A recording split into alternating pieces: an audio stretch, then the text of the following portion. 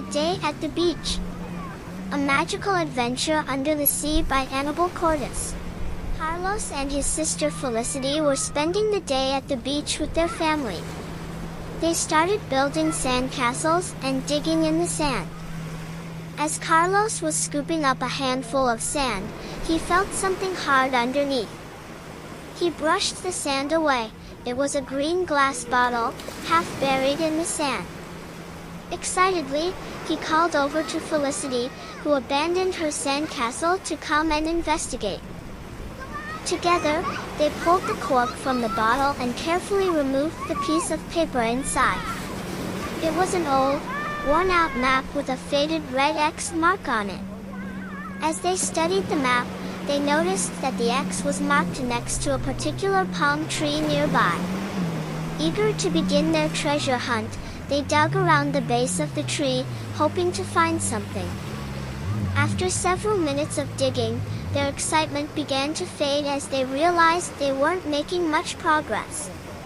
They looked at the map once more and noticed another tree with a similar shape nearby. Deciding to give it a try, they shifted their efforts to the second tree. As they dug deeper, their fingers brushed against something solid. "We found it!" they shouted. They uncovered a small wooden box, which they immediately opened. Inside, among some seashells, was the most beautiful seashell Carlos and Felicity had ever seen. It was shimmering blue, and changed shape and color when the sun reflected on it. "Can it be magical?" Felicity said, amazed. "I'm sure it is," Carlos replied excitedly. As they admired their find, they noticed that the shell seemed to be moving on its own. "Thank you for freeing me from that dark and lonely place," it said. "I have been trapped for far too long."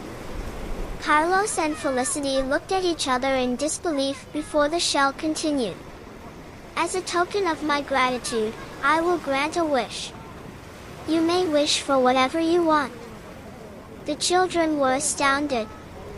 They had never heard of a talking shell, let alone one that could grant wishes.